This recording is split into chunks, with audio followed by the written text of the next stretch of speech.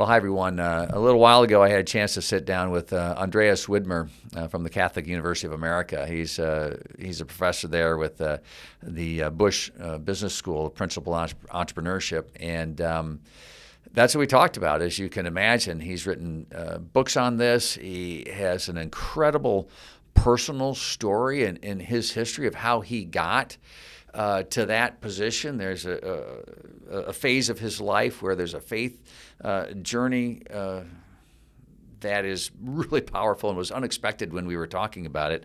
And then his own phase as an entrepreneur and what happened, some of the experiences he had there, and how it shaped his thoughts and his writings today about principled entrepreneurship. It was a really fun discussion. Got me thinking about a lot of different things, and I trust it'll have that same impact on you. We believe, and have always believed in this country, that man was created in the image of God, that he was given talents and responsibilities and was instructed to use them to make this world a better place in which to live. And you see, this is the really great thing of America. It's time to discover what binds us together, and finding it has the power to transform our world. That's what I believe. How about you? Andreas, thank you so much for taking the time to be here, and you're here for the Acton event, and which is wonderful. So I know you're going to have a good time with that, aren't you? Thanks for having me, Doug. Yeah, it's one of my favorite meetings every year, the Acton University. I highly recommend it. Yeah, fantastic. But as we get started here, just reflecting a little bit of the relationship we've had. We first really connected with my visit to the Catholic University of America, and you took us all around, and we were at the Bush School of Business there, which you lead, and it was a magnificent tour. The Basilica is one of the most incredible facilities I've ever seen. It's the largest Catholic church in the United States. It took 100 years to build, to finish. It just finished 3 years ago. It's just before COVID, with the last mosaic on the ceiling, on the dome. And so it took a long time to finish, but it's been standing the way it looks now for a while. And it's just a beautiful mosaic of American history, because every nationality has its own chapel in there, and then it comes together as a whole as the National Catholic Church. It's a gorgeous place. It's just magnificent. It's kind of like La Sagrada Familia, where it's just always being built, right? Yeah, it's always been. They're always working on something, but it's just breathtaking. I think that's so important for a place of worship. To be breathtaking, like that. This is larger than life. This is beyond, and I think they really struck that. They really did a good job at that. That was my experience. It was just magnificent, and you gave us the full tour. We were able to go up in the tower, which is a pretty interesting set of stairs to climb. There's an office up there, and it's the organist's office. That's because right, the organ is all the way in the back of the church, and so and the organist's office is in the tower. That's their sort of job perk. And then from up there, of course, you can see all of Washington D.C. It's absolutely breathtaking. It was a little scary getting up there. And I remember you addressed all of our students. The whole thing, and our dean Andrew Abella was there, and then we had a little reception afterwards. It was a wonderful time, and having a chance to meet with the students there and see what you're doing, and that's principally what we'll talk about a little bit about your role with the business school. We're going to talk about your role and we got to know each other more as you collaborated and wrote the book with Art Sioka, about principled entrepreneurship. And so we'll talk about that. But let's stay on you a little bit. You also gave me a book about the Pope and the CEO, and you had, as a native Swiss, you had a role in the Swiss Guard. With Pope John Paul II. It's a pretty fascinating history that you have, and we'll go through how you're an entrepreneur, you're in the business school, but talk about that a little bit. Well, it looks fascinating from the outside. From the inside, it's very similar.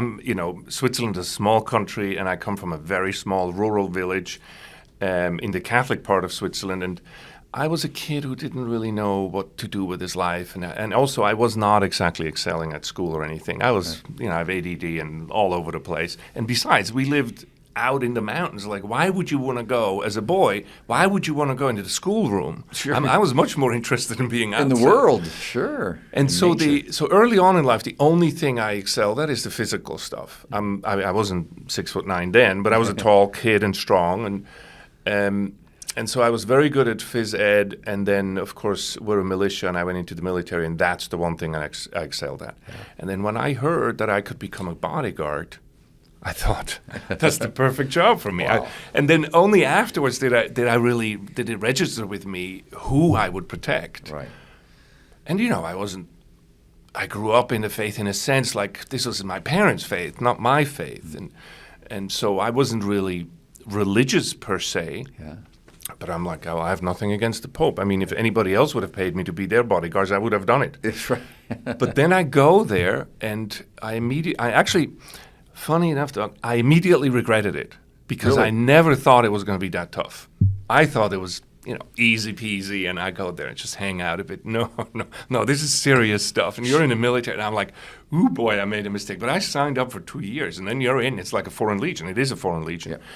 And I was miserable. And at the first time it hit me to be so miserable, I was actually outside of the Pope's apartment.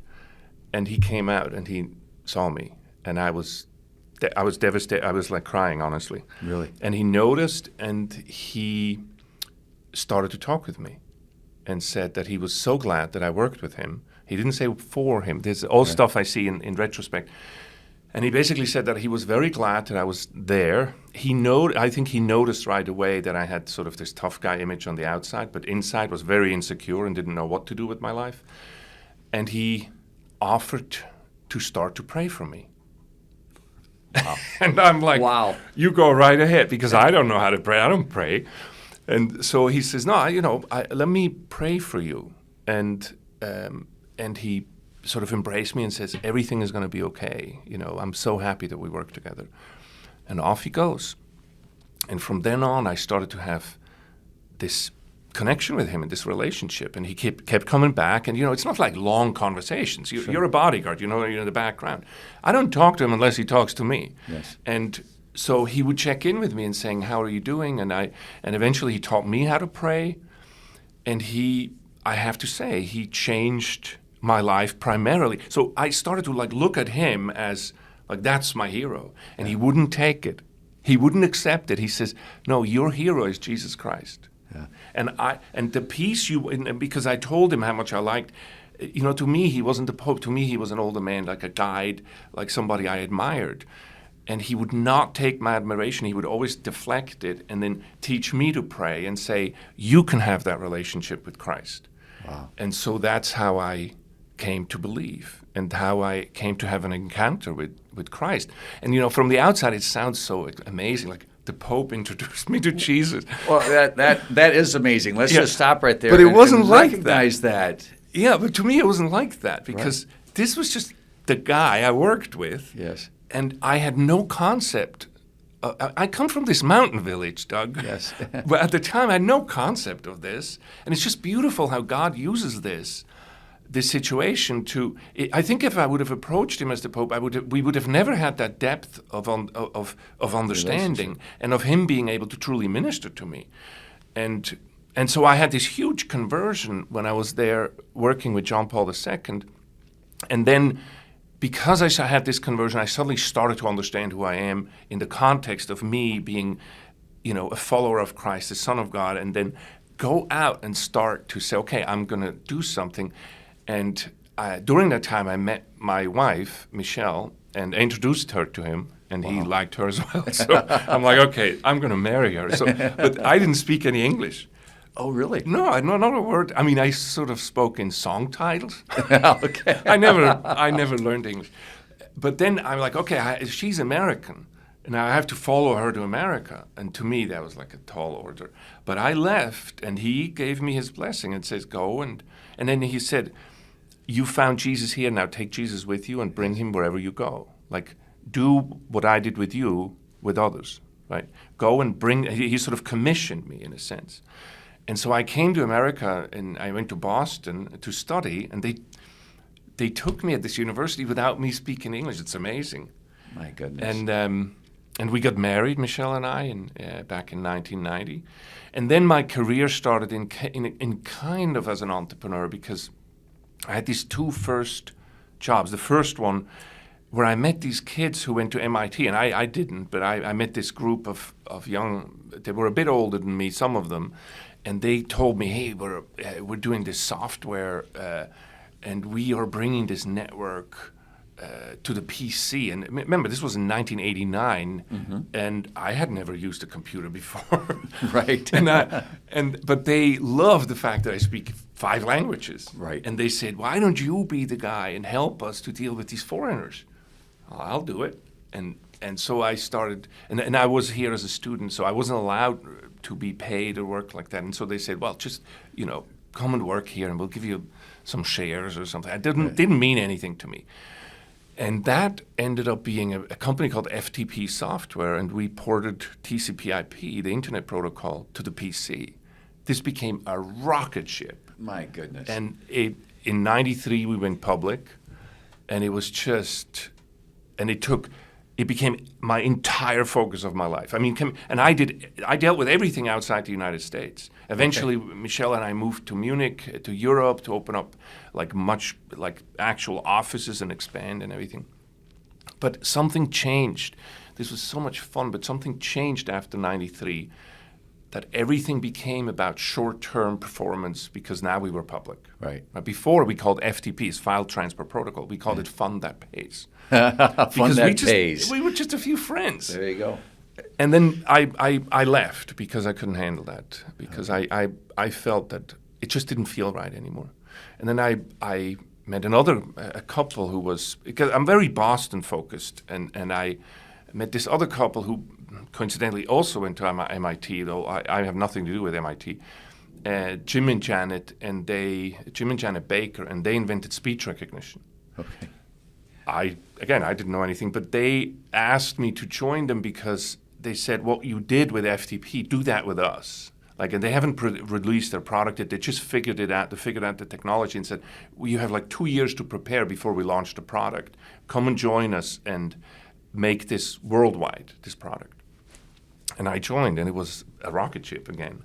Dragon Systems, the company was called. And anything like Siri, anything you have on speech today is based on that technology. And again, it went way, it shot up. We sold it in 2000 for $600 million. Oh, my goodness. And 3 months later, so I lived the American dream. I come from this small village, I come to America, fall in love with this whole free market system and entrepreneurship. 3 months after we sold the company, it turned out that the people we sold it to were fraudulent. Really? And we lost the entire amount of money. This was a wake-up call to me that I'm like, what? Is this all the criticism against the free market, about capitalism, is this true? Yes. Because I just experienced this.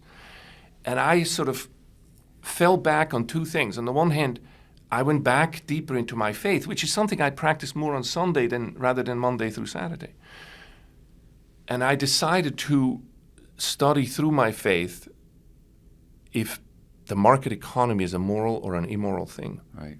And on the other hand, I was too old to go back to the business school, but I joined a company, a consulting firm called Monitor Group, which is the Harvard Business School professors' consulting group. And I led one division in there that was focused on business strategy in uncertain environments. I kind of did it to learn business strategy because I didn't have an MBA. I did this straight out of college, right? And I felt like this is my way to do the MBA. So I learned everything I could running this company about business strategy. And I brought the two things together. On the faith side, I went back and I talked to my spiritual advisor and said, well, I want to study theology. And he says, no, you don't. I said, well, it's like, what are you why telling not? me? Because I need to understand this. And he said, no, what you need to study is ministry.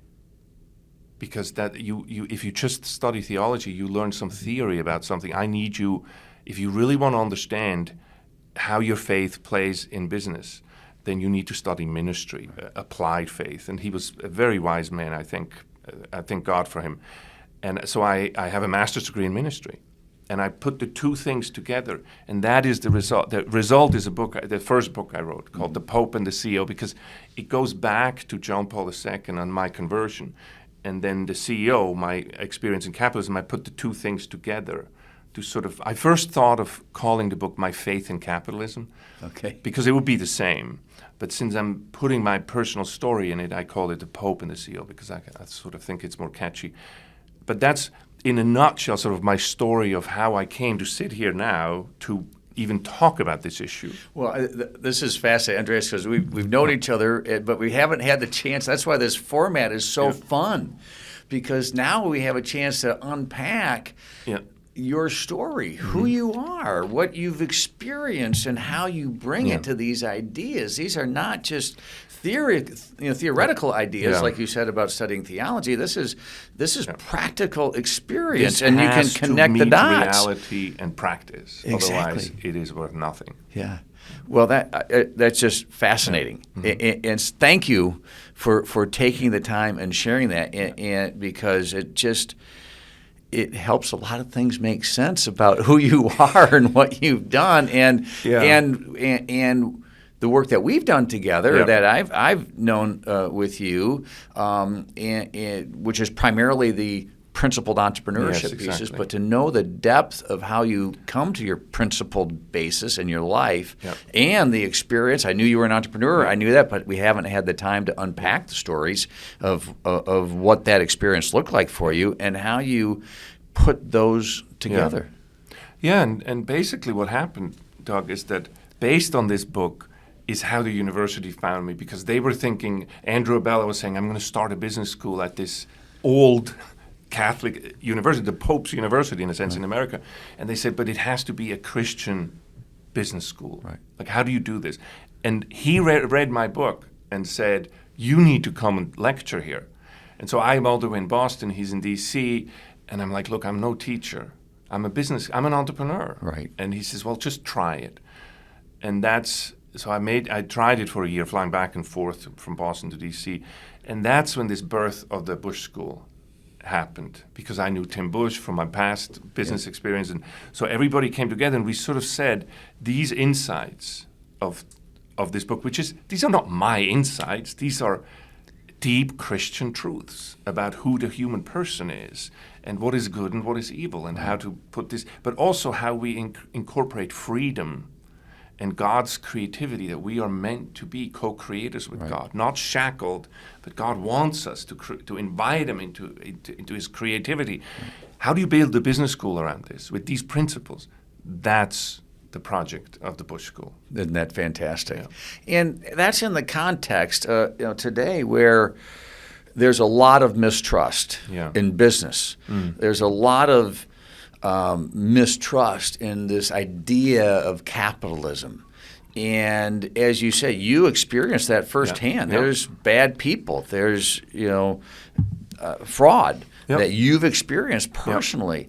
And so in the world, not everything's perfect, but you can still study it and you can compare it to other ways of thinking. So help us talk through, if you will, how you see economics connected to morality, and how you have a trust in that space, but you can recognize that other people may not. Help us connect those dots a little bit. This would be really fun to kind of dive into, because I would tend to live in your space. I haven't had the terrible acts of fraudulence against it, but I've experienced enough in business to know that.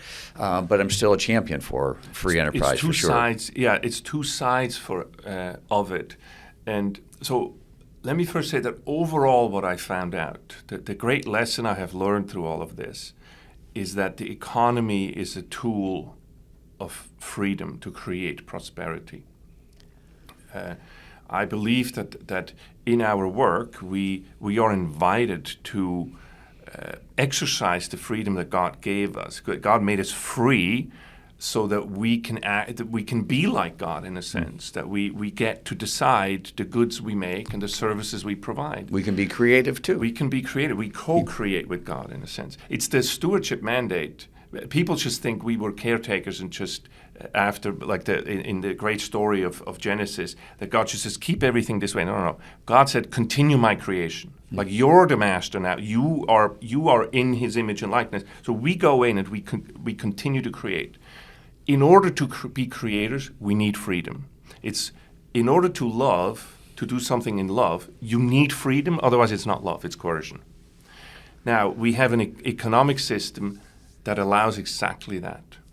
That it is the true system where human freedom plays into creating prosperity or poverty. Right. What words would you use for that? Because capitalism, socialism, how would you describe that system? What are the words we should? I would call it the free market economy. Okay.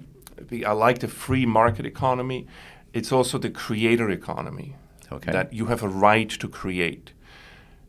The system itself, a system itself is not per se moral or immoral. It can just be easier to be moral in it or less easy to be moral in it. It can be easier to create prosperity and less easy.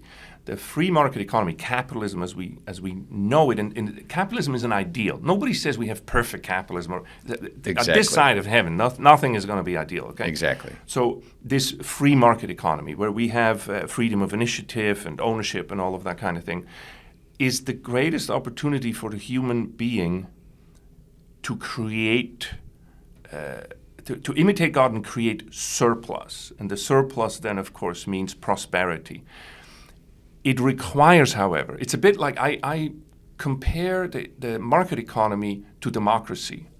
Do you know that democracy can become a mob rule of the the Nazis would probably vote to eradicate another race or something, and we see this often when genocide happens, that the majority would actually vote for that, right? And so democracy can be a mob rule if there's nothing else behind it. Interesting. Again, it's a tool, and that's our founders were scared about mob rule in the United States. And so what you need along with this freedom is responsibility. But the responsibility doesn't come from the system itself. It comes from human individuals. This is something I very much rely on the foundation of the U.S., which I think is an amazing feat. It's one of the pinnacle achievements of Western civilization, that we say we need a moral people. But the morality doesn't come from the system itself. It comes from the home. Either democracy or from capitalism. Exactly. That system isn't going to imbue morality into you. That comes back to your personal. We are called to create goods that are truly good, or to provide services that truly serve. What's the truly? Right? When I talked with one of the key perpetrators with this fraud that we experienced. Yes. And he literally sat in front of me and I said, how could you do this? And he says, look, Andreas, it's nothing personal, it's just business. Wow. What that taught me is that this man truly thinks that this is how business is done. It's a dog-eat-dog, zero-sum game. You eat or be eaten. Right. That is something that comes before the system. So that is a fundamental worldview. Most of my teaching, my books, what I propose and how I help people run their company has to do with mental models. Why am I doing this in the first place? In the book that Art and I put together, the first principle or the first pillar of principled entrepreneurship is that the economy exists for men, not men for the economy. Right. This has to do with the ultimate why of everything. To say the human person needs to be sacred in the middle of all of our efforts, and if our efforts hurt the human person, we're doing something wrong. Then you cannot have this attitude of saying, "Oh, it's just business," even if a few people fall off the edge, or I have to pull somebody over the table. Sure, because in that way you could use anything, whether it's business or politics or arts or sports, whatever it may be. If you're a bad person, you're going to use that system or structure in potentially a bad way. Yeah, but the combination of a moral people and a free market economy has created the greatest prosperity we have ever had. Many people talk about if you listen to the media, you would think, I often do this in my classes to say, everybody here, how many poor people do you think there are in the world, and is it getting better or worse? And usually students say it's probably about 70% of the world that lives in poverty, and it's getting worse. Well, the truth is it's less than 10% who live in abject poverty, and 100 years ago it was 90%. 90. Yeah. And so what happened here, right? And what happened in the here, last 100 years? Yeah, it's very clear what happened. These are not government programs or handouts that turned the tide on this. It's freedom and the free economy that created this. And so it's important to keep that in mind and to recognize that and do more of something that works, and then to say, okay, are there some abuses? Yes. Of course. How do we deal with this? We deal with this not by punishing everybody in that system, but to me the important thing is, even this man who I talk with about, who says it's only business, do you know at the core of it, I feel kind of pity with him. I forgive him, and he has it's almost like he's invited into a football game and he thinks it's badminton. Right. So he has a complete Completely misunderstanding of what's going on here.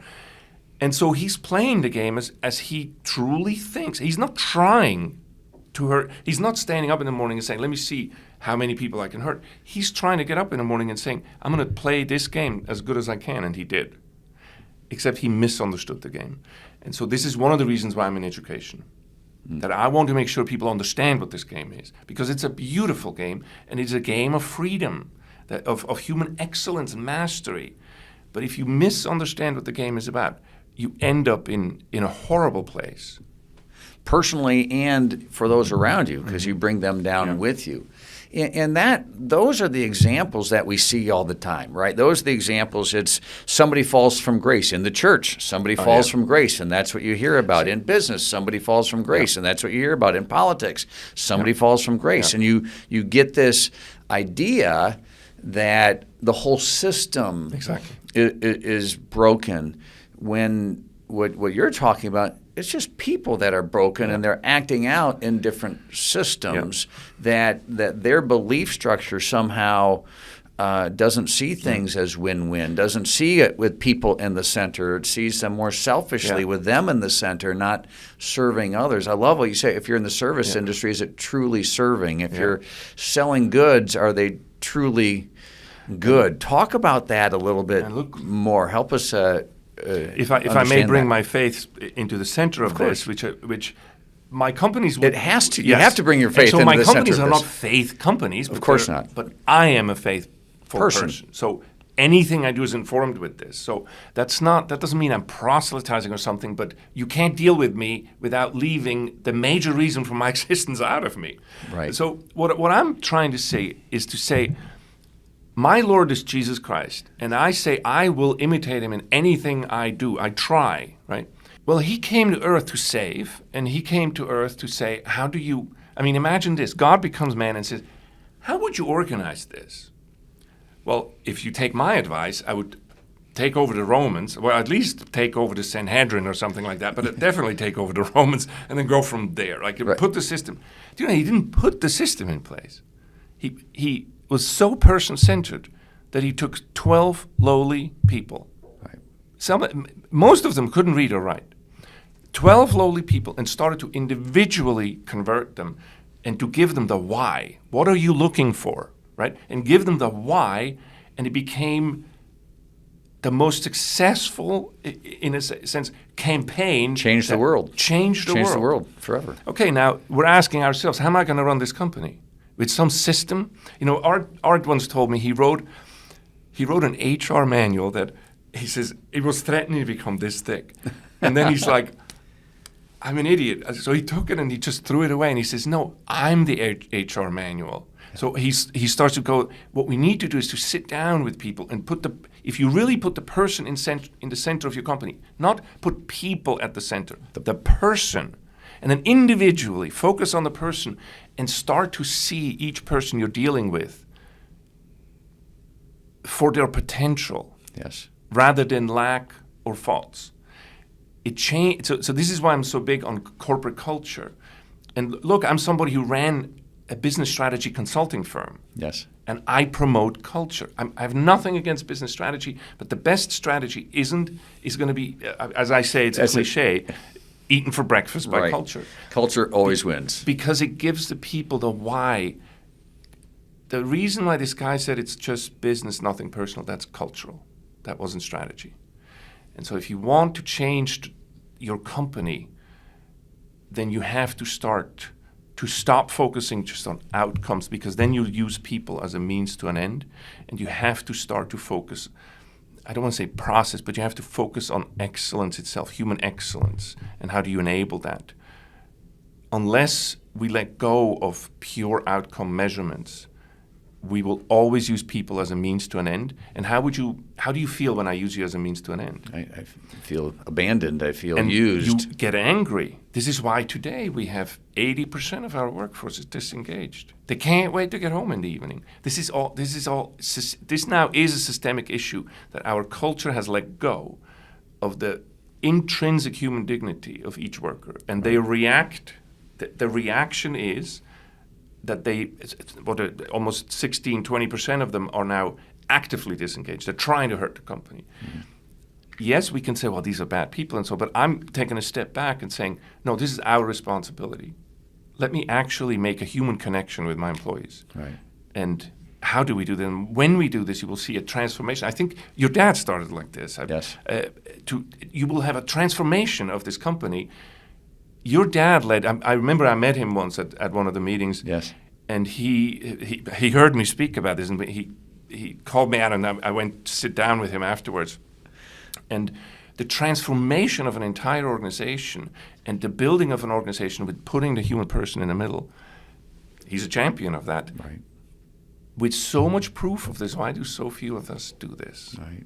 Isn't that fascinating? Well, and that's the question. But what you're saying when you talk about culture, it applies in the business sense, sure, in a company or anything like that, but it applies in your community. Yeah. It applies in your family. It applies in your neighborhood. And we talk about culture all the time. And is it enhancing people's prosperity or their life in every way, or is it not? And I think that it's absolutely vital. What we talk about, or what I talk about, what do you believe? Where are you coming from? How do you answer that why?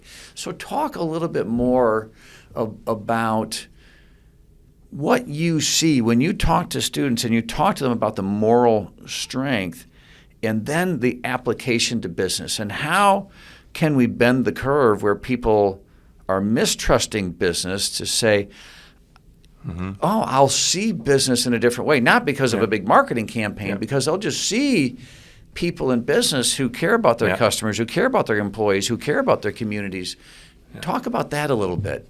So I'm very enamored with so I teach a course called the Vocation of Business, and every freshman at the Bush School has to take it, and I do insist on it, and it's my privilege and great pleasure to teach that class.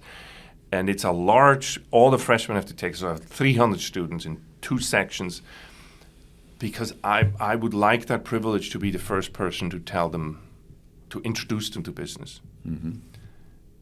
And my first question is very simple when they come in.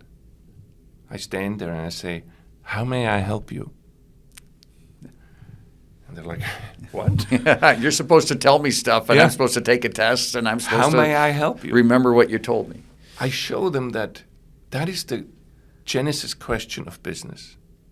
How may I help you? Don't you love it when you walk into a bakery or something and somebody comes in and says, how may I help you? And how do you feel with the absence of that if they go to one of the large stores and they don't come and say, how may I help you? But the business from the way it is envisioned, from its core of its potentiality, is me coming to you and say, Doug, how may I help you? Which means I'm going to try to see if there is a need, a problem, an opportunity that you have that I can help with. And the second question for me then is to say, what talents and skills and attributes do I have to help you solve that problem of yours? And if I can solve that, and these are God-given talent, like I have natural talents. Like if you need somebody on a basketball team, you can call me. Yeah, there we I'm go. 6'9", so that's what these are. What I mean to it, that is God-given talents. Like I didn't do anything for my height. I just got it. There's skills that I can add, but the most important things are your talents, God-given things, which each one of us is different. So how may I help you? How can I use my talents to solve your problem profitably? Right. Which means that there's this free exchange of two people, that I create value for you that is worth to you more than it costs me to provide it. And when you say profitable in that term, it's not just money. Exactly. Talk about that. Exactly. Yeah. There is many levels of profitability. There's something we do, the buyer's profit and the seller's profit. And especially with the buyer's profit, this goes far beyond money. There is a psychological and emotional, even a spiritual sense of growth and benefit that you get from somebody. And then for me, my profit of living out my talents to benefit others is in Christianity a core part of my task. Imagine, when I do this well, who do I imitate? I imitate God. And what do we become when we imitate God well? We become saints. The profit on my side is that this is part of my path to heaven. It's your existence. And it's the fulfillment of me, of the potentiality that God has put in me, that has planned for me. And therefore, work in that sense is an integral part of our path to holiness, to heaven. And that's when we say, how may I help you? If we put it in that light, then we understand profitability and everything. But the ultimate profitability of this is, of course, the plan of God and our destination of heaven. Yeah. And it's far beyond money. Yeah, that's why we call it the business as a vocation. Right? Yeah. But this is a vocation from God. Your life's work. Yeah. And that's what the vocation part is. And it's interesting that you have to, the society, our culture is so strong in keep showing business as selfish and self-centered. They can't understand the difference between self-interest and selfishness. Those two things are different. Talk about that a little bit more. And I often talk to the students about this, that self-interest means if you come to my diner and I'm cooking the eggs for you, if I cook them the way you'd like them as my customer, is that selfish or is that self-interest? If I say, look, my diner, my eggs, you take the eggs the way I want them, right? Is that selfish or self-interest? And when you know the difference, you know which one applies to business. Right. And it's the self-interest because it's in my interest that you come back, and it's in your interest that I give you a good meal.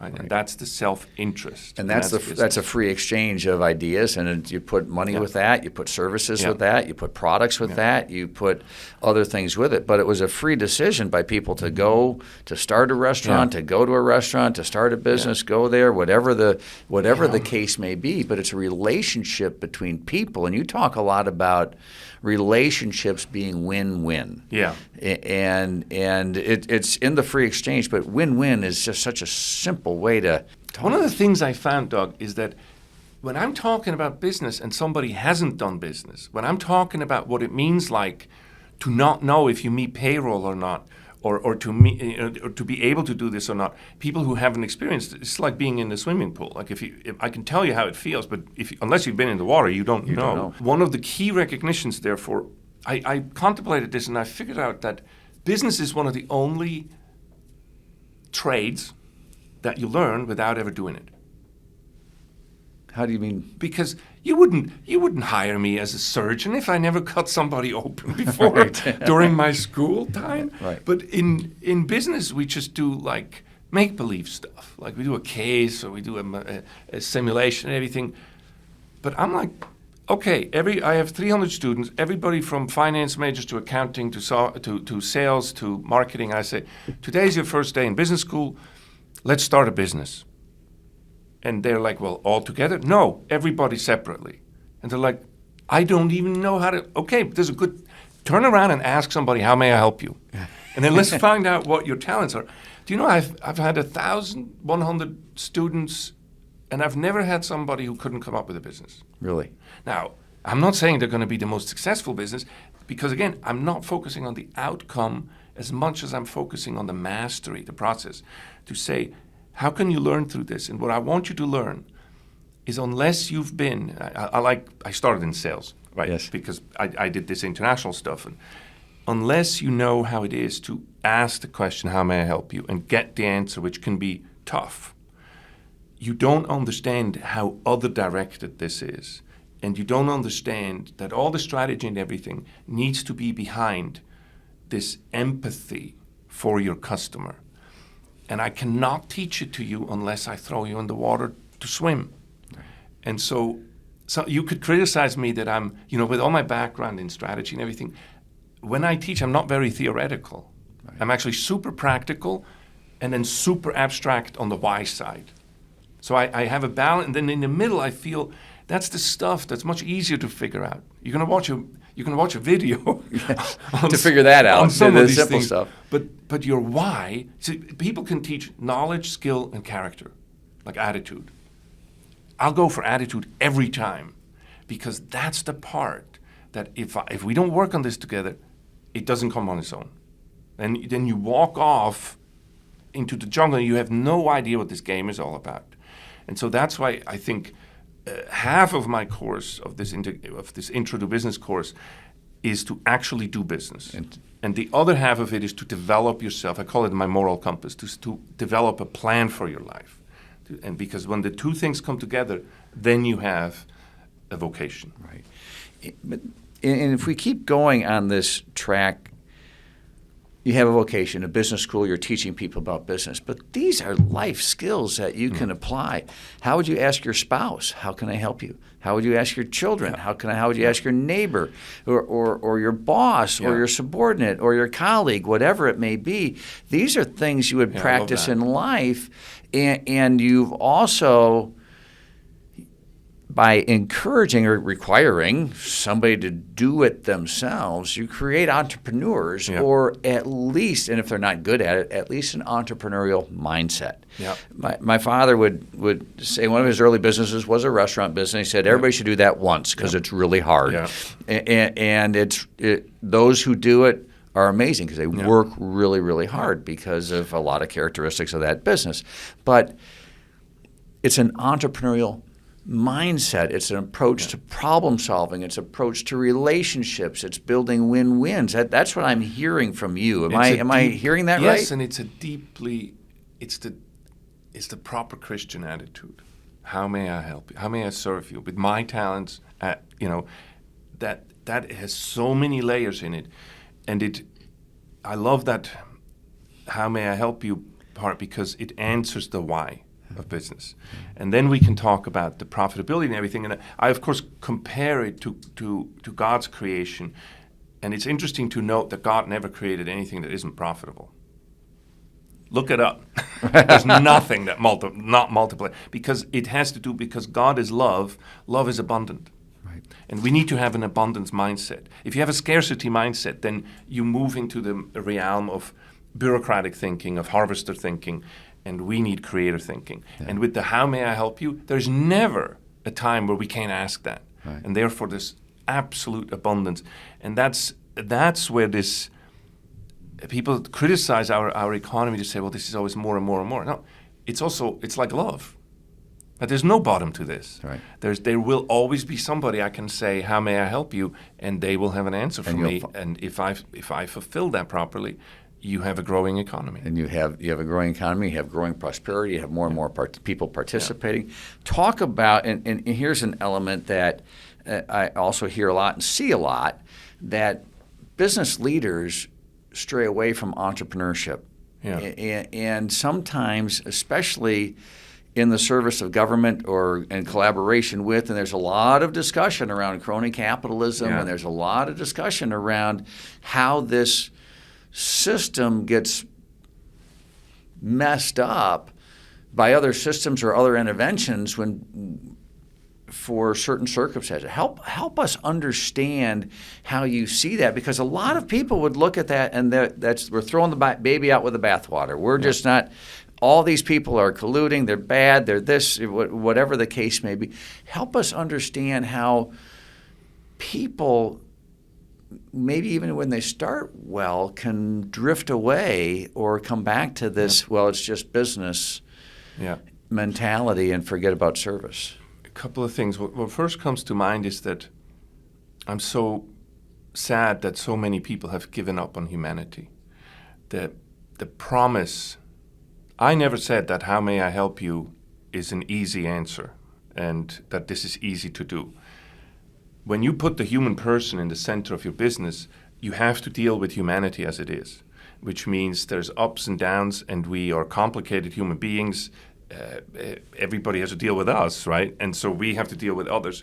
This is the challenge of our humanity, and the opportunity of our humanity is that we actually need to deal with each other. If we create an economy that has the human person at the center, we're going to have to deal with humanity. Yes. And that means with all the things that come along with this, well, let's not go into detail, but you know what I mean. It's difficult to deal with employees. They have this going, that going. They have other things in life. Do things and don't do things and stuff like that. But that's the problem worth solving.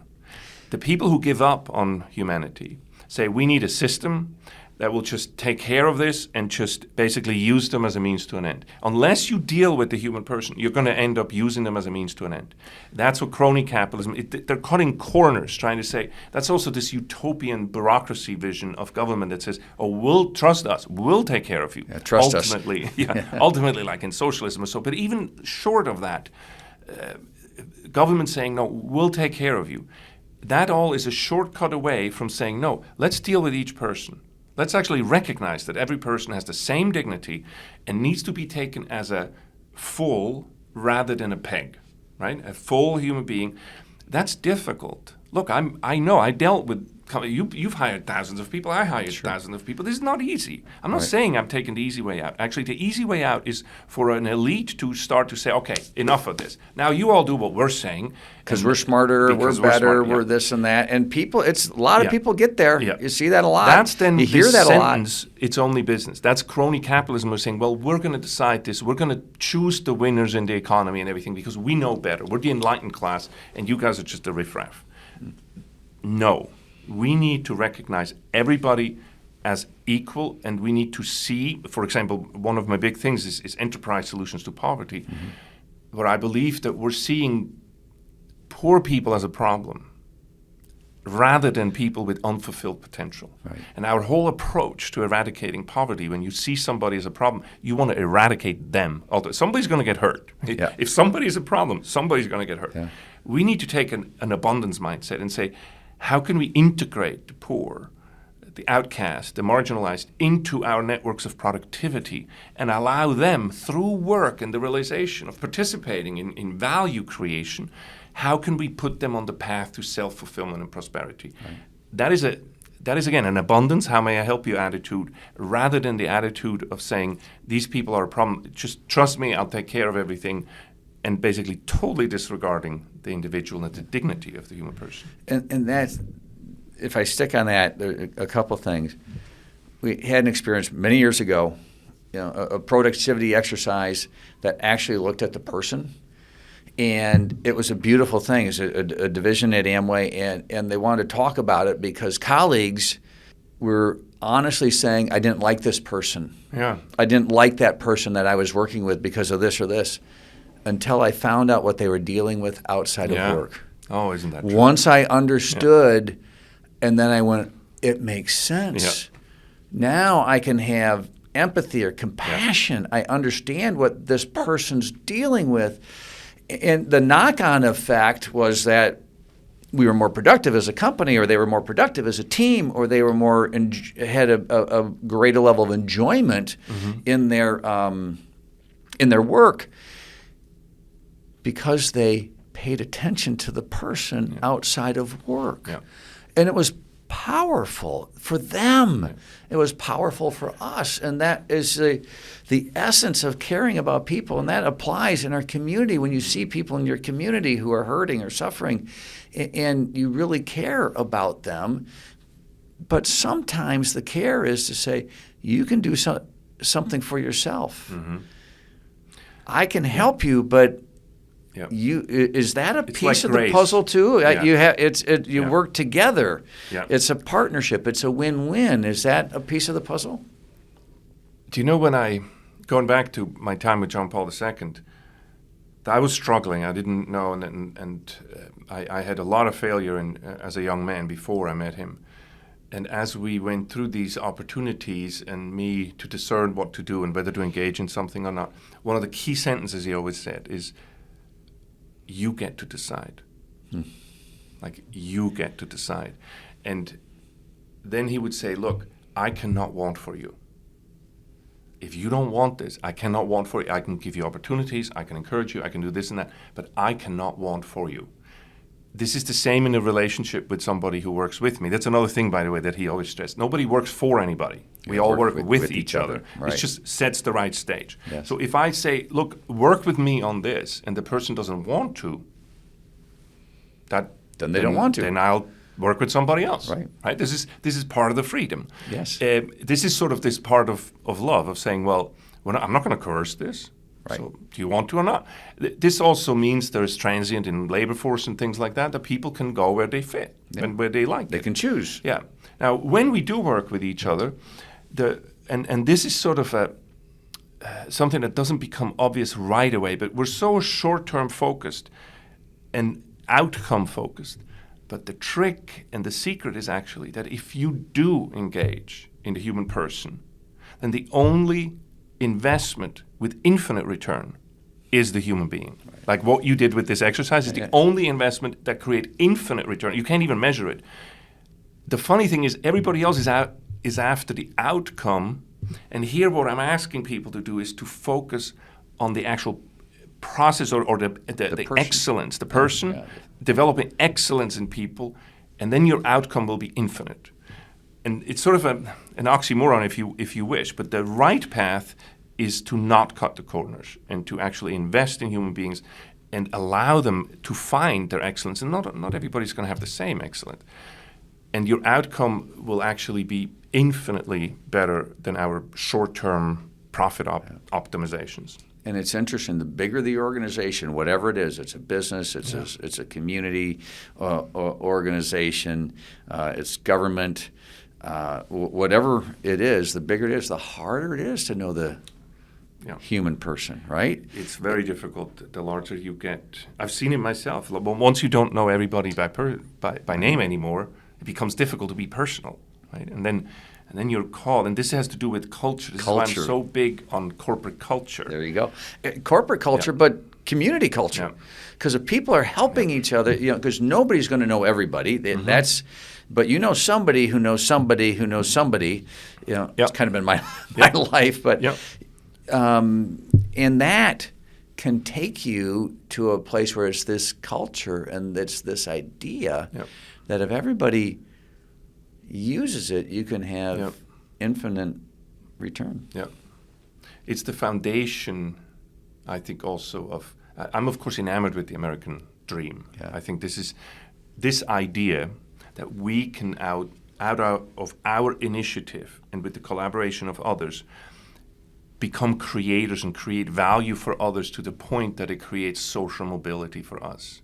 That most of our ancestors came here without anything, right? I mean, your dad didn't really start with a leg up. No. So most of people come to the United States didn't start with anything, and this idea that we can go to a place and that in that place, through our effort and collaboration and this other directedness, we can actually make it, has become such. It has happened here, and it's been able to create it here so much that it gave it its name. The American dream. But the American dream doesn't mean you can only do this in America. Right. You can do it anyway. It's just like it happened so much and the opportunity was so large in America that it gave this idea its name. Unfortunately, you can look at the social mobility of a society and you would know right away how healthy the American dream is. Right. And while in the 50s and 60s and 70s you had 60% of children ending up having a better life and a more prosperous life than their parents. Now this is down to 30 or so percent. And so you're starting to see how the American dream is winding down. and I write about in the book of what I think some of the issues are. But the bottom line is that as soon as you move away from this American dream, and to me that's the entrepreneurial culture, not just starting companies, but entrepreneurial thinking. Mindset.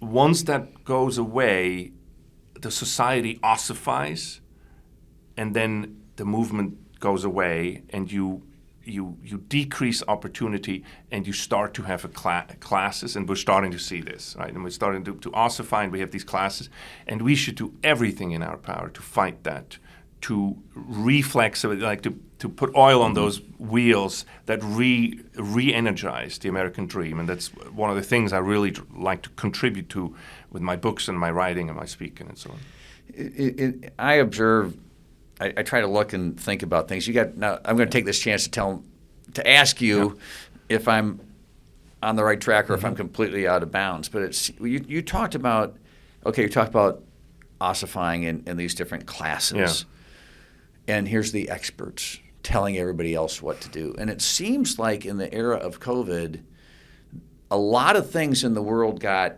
accelerated and heightened. Yeah.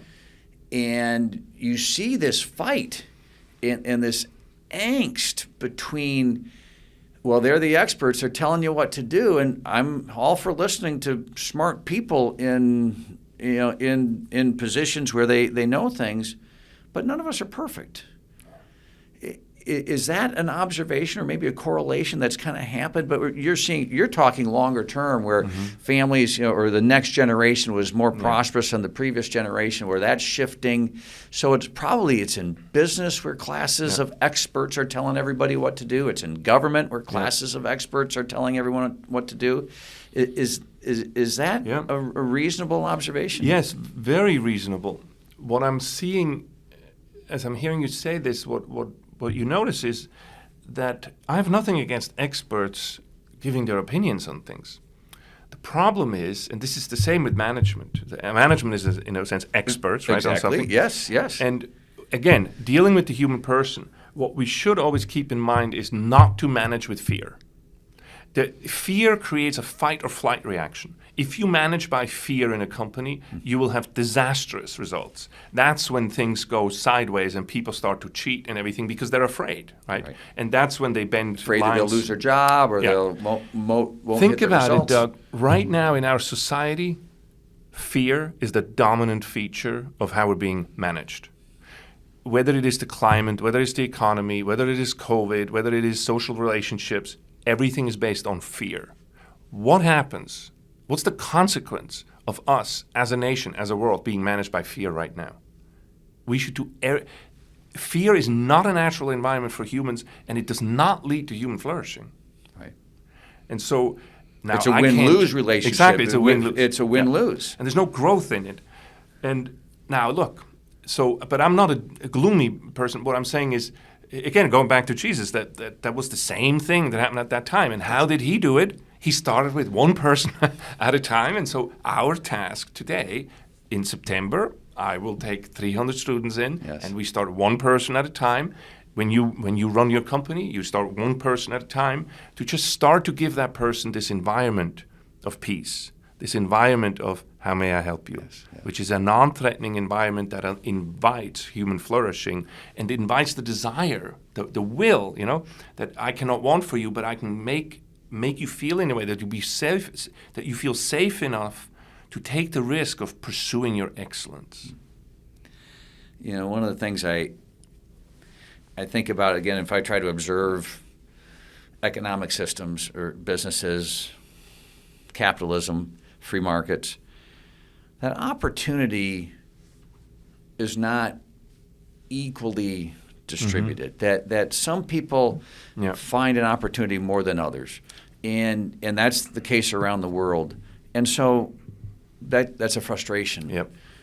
But you're saying, or I think I'm hearing you talk about the idea of connecting with that person wherever they are. That's the essence of opportunity. It's a relationship. Yeah. And if you can have somebody say, how can I help you?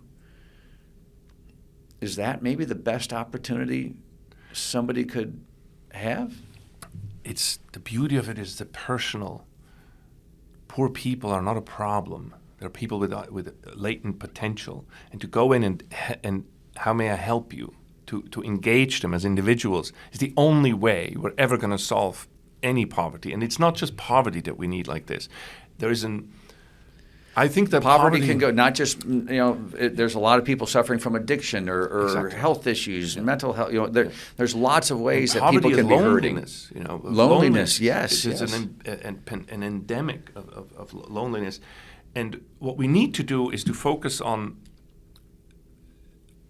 We have, as far as the material poverty in the world and this whole issue of access, we need to have a system of equal access, not equal outcome, but equal access. And we have a long way to go for that. Long way to go. If you want to talk about systemic issues, that is an issue. That we have education deserts and food deserts and banking deserts and stuff, which Yes. people just do not have the access. That's something we should work on.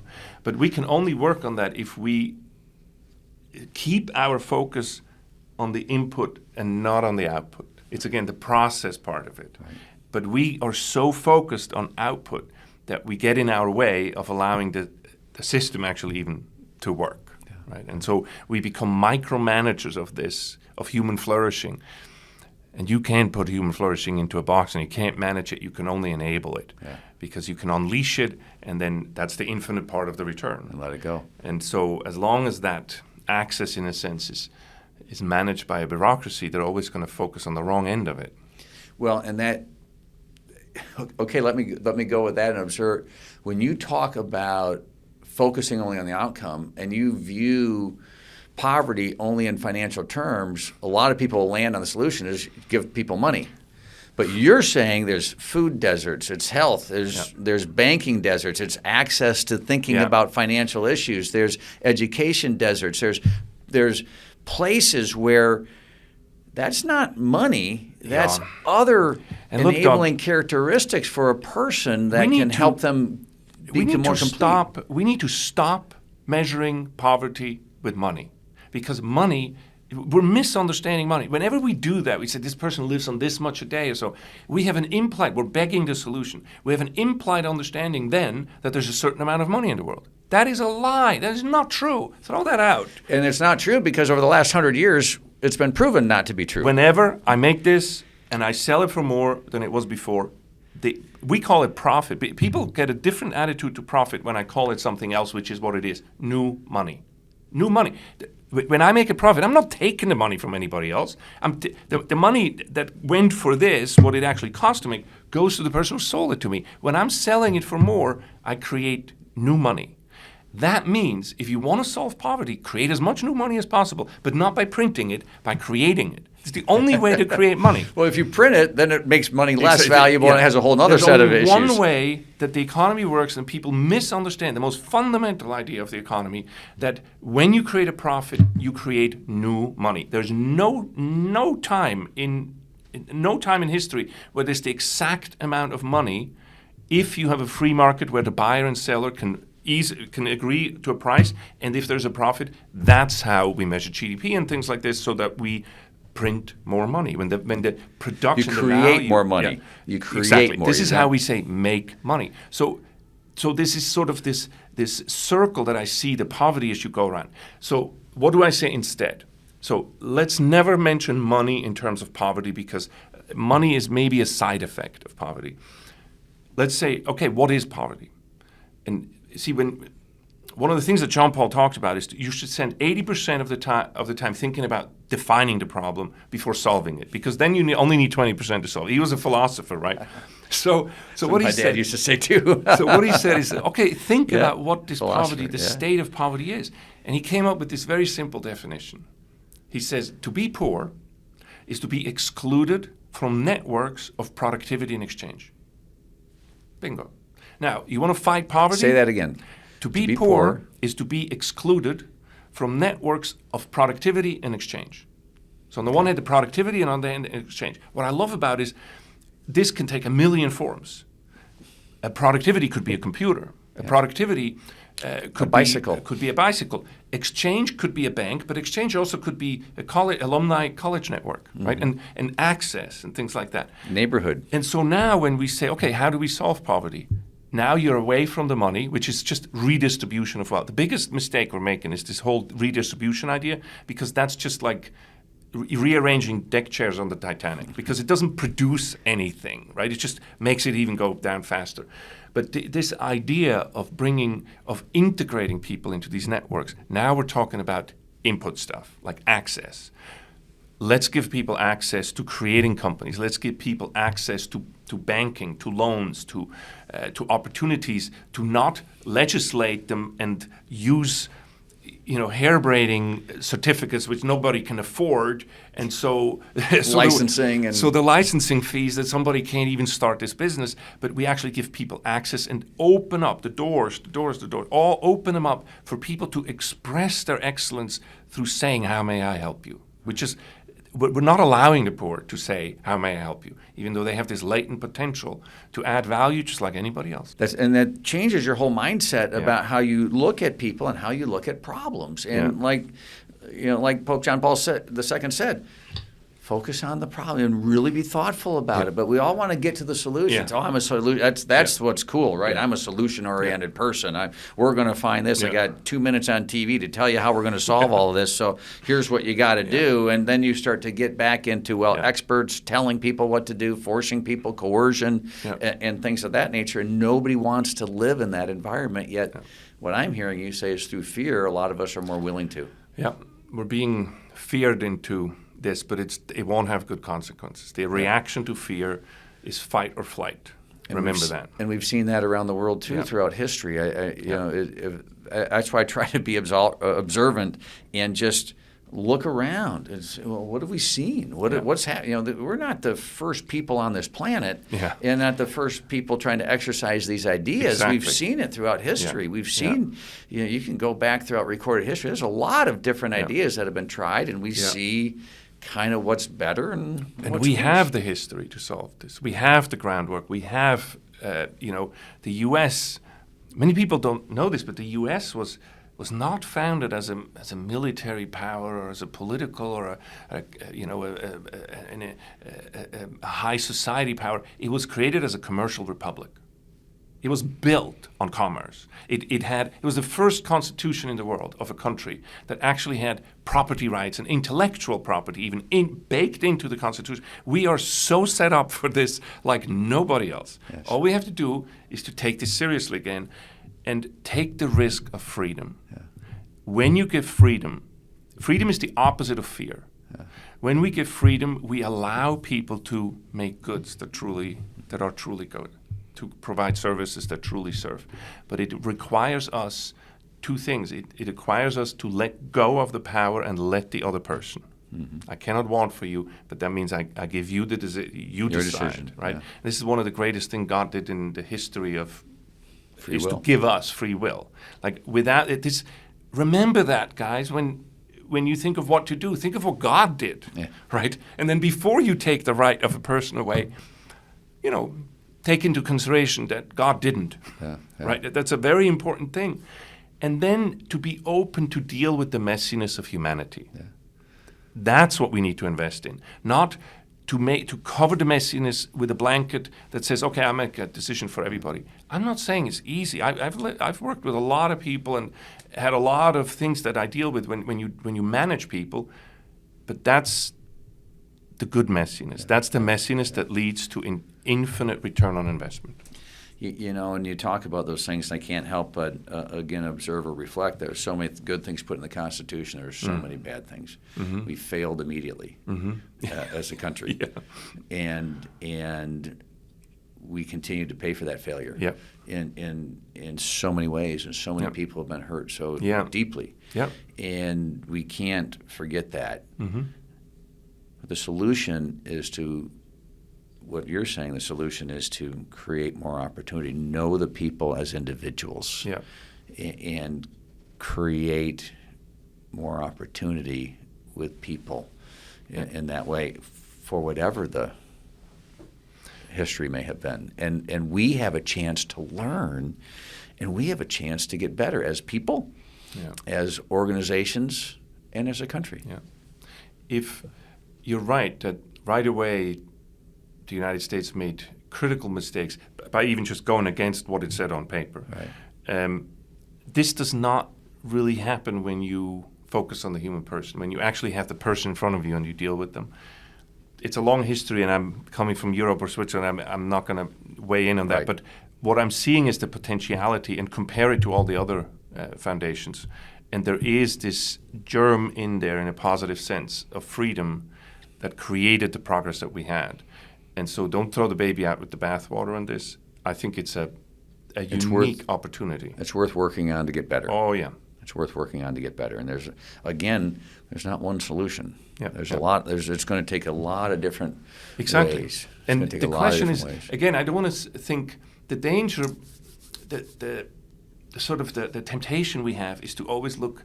It's easy to talk about systemic solutions because that doesn't involve me doing anything. Yes. I would like to turn that around and say, what do I do next? The only thing I decide right now is what am I going to do in the next 5 minutes? Right. Because beyond that, I don't know. Right. And so when we talk about solutions and we talk about human or a person-centered economy and company and everything, the only thing I decide, what am I going to do next? Yes. And that's the part.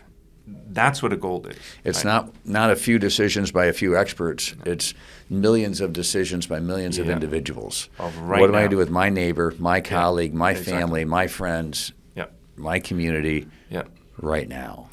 Stop abdicating that responsibility. Yeah. We abdicate it up, makes us feel good. We can say these people, they did.